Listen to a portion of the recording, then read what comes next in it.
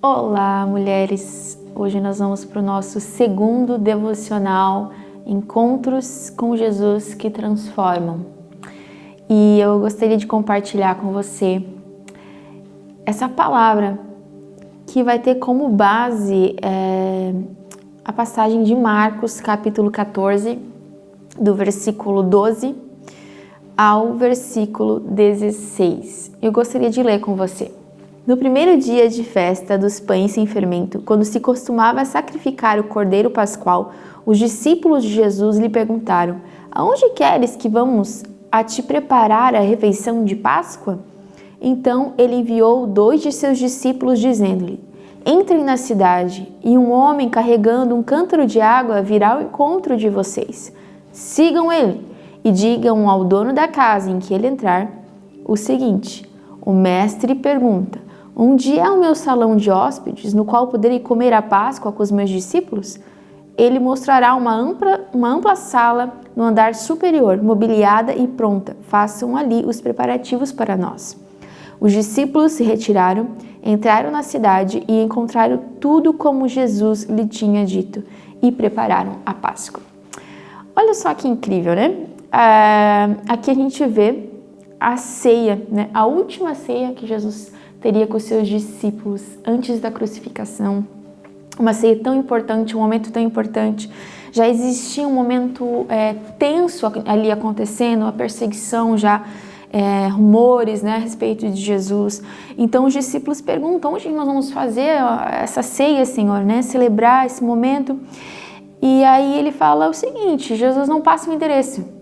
Né? Porque eu fico pensando, por que ele não falou assim, vai lá na casa do fulano de tal, né? Virando à esquerda, à direita, uma casinha cor tal, né? Dava o endereço, não. Ele dá uma instrução muito curiosa, né? Ele fala: vocês vão lá para a cidade e vai estar passando lá um homem segurando um cântaro de água. Vocês sigam esse homem. E na casa, então, que ele entrar, vocês procurem o proprietário dessa casa e pergunte, né, aonde está o local onde a gente vai poder fazer ceia, porque você é na casa desse homem, né? Jesus já estava ali anunciando para eles. Mas olha que interessante, né? Que cena curiosa. Esse homem, talvez ali fazendo algo que para ele era comum, sem muita glória, né? No seu dia a dia, talvez algo ordinário, que era estar ali buscando água. E ele nem fazia talvez ideia do quão importante na história seria ele sair naquele dia e buscar água. Talvez esse homem ele não fazia ideia do quão importante seria ele estar ali naquele momento, fazendo aquilo que era para ele comum, ou para a sociedade ele era tão comum no dia a dia deles. Ele não tinha noção do quanto o comum dele seria extraordinário nas mãos de Jesus. E eu acho maravilhoso, porque Jesus ele poderia fazer de várias formas isso acontecer, mas ele usa pessoas, né? Ele usa pessoas nos seus momentos comuns, nos seus modos comuns, na sua simplicidade. Jesus nos usa, e você vai olhar aqui e você não vai encontrar o nome desse homem, né? A Bíblia não fala sobre o nome dele, mas ele foi um agente tão importante para conectar, né, os discípulos ao lugar, então, que Jesus se haria, né? Um lugar seguro para eles estarem. Então, é sobre esse encontro, né? É sobre esse ato comum, essa vida ordinária, porque às vezes a gente acha que Deus está esperando de nós coisas assim extraordinárias, né? Posicionamentos extraordinários ou ações extraordinárias. E se a gente estar dispostas a estar simplesmente numa jornada de fidelidade com Jesus, essa fidelidade do dia a dia, sabe? De você fazer as coisas comuns, mas para a glória de Deus, com o coração no Senhor. Tem uma teóloga que eu admiro muito, que ela sempre fala, né? Fazendo todos os dias as mesmas coisas para a glória do mesmo Deus, né? Então, é um pensamento muito simples, mas que conforta o nosso coração em saber que no nosso dia a dia, nas coisas comuns, Deus pode fazer nascer o extraordinário, algo tão especial, porque Deus, Ele trabalha assim, né? Então, quantas vezes Deus está trabalhando na nossa vida e a gente não percebe? Ou a gente não dá o devido valor, né? Para talvez aquela conversa, aquela amizade, aquele convite que você recebeu, ou aquela palavra, ou aquele versículo que veio à sua mente, ou aquele momento que a sua amiga passou lá na sua casa só para te deixar um docinho, um bolinho, te dizer algumas palavras. Talvez você ache que as situações que estão acontecendo na sua vida são pequenas demais, ou simples demais, ou comuns demais. Mas o que para nós a gente chama de coincidência, para o Senhor Ele chama de providência, né? Então, Deus não trabalha naquilo que é coincidência, né? Nossa, que coincidência! Não, é providência de Deus, é cuidado de Deus, é a mão de Deus, né? Aquilo que o mundo talvez vê como, olha ali, olha só, né? Foi uma coincidência vocês se encontrarem, não, né? Não é coincidência esse homem estar ali segurando um cântaro de água no lugar onde Jesus disse que ele estaria. Não é coincidência, é providência de Deus, né? Jesus já sabia que aquilo ia acontecer, ele já preparou todas as coisas, né? Então, que a gente tenha esse coração diante de Deus, né?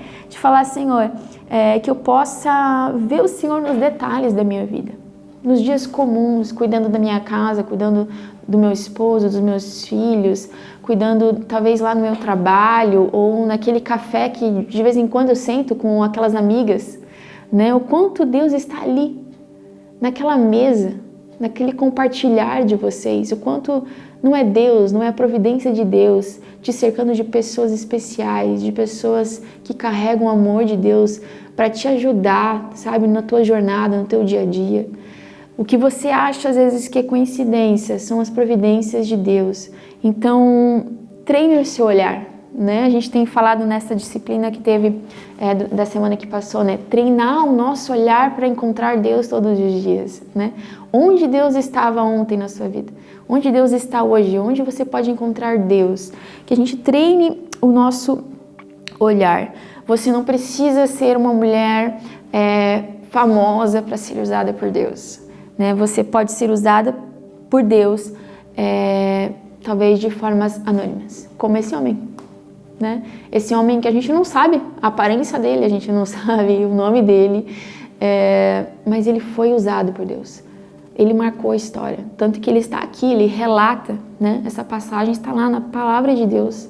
Hoje nós estamos aqui falando desse homem, né? Que nós não sabemos o nome dele, mas Jesus confiava e confiou nele a participação, né, na história.